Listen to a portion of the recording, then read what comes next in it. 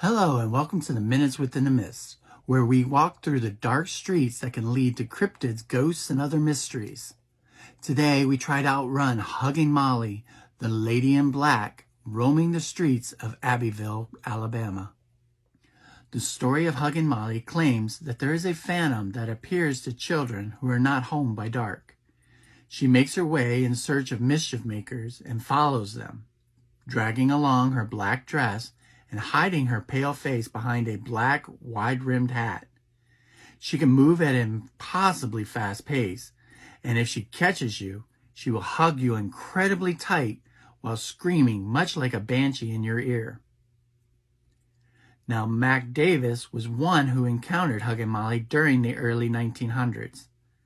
As a teenager, he worked the family store making deliveries to the homes of the townspeople. Sometimes his pace was a bit lackadaisical. On one Saturday, he had many grocery deliveries that caused him to finish well after the setting sun. As he trudged towards home along an unlit street, he heard footsteps coming up from behind him. His blood ran cold when he realized that someone or something was following him. Turning around, he could barely see a large black-robed shape trailing behind him on the same path. He began to walk faster, but the figure also increased its pace as well. Mac realized that it was Huggin Molly and began to run.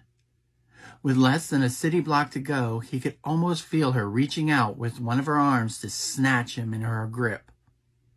At his fastest speed, he was able to leap onto his front porch and through the door. Huggin Molly continued on looking for her next victim. From that day on, Mac managed to complete his future grocery deliveries in Abbeville well before dark. There are many similar stories told by the residents of Abbeville about their ghostly hugger. I hope you enjoyed these minutes about Huggin Molly and will join us for more stories about her and other cryptids, ghosts, and other mysteries at the Within the Mist podcast. Until then, be sure to be home before dark and remain constantly curious.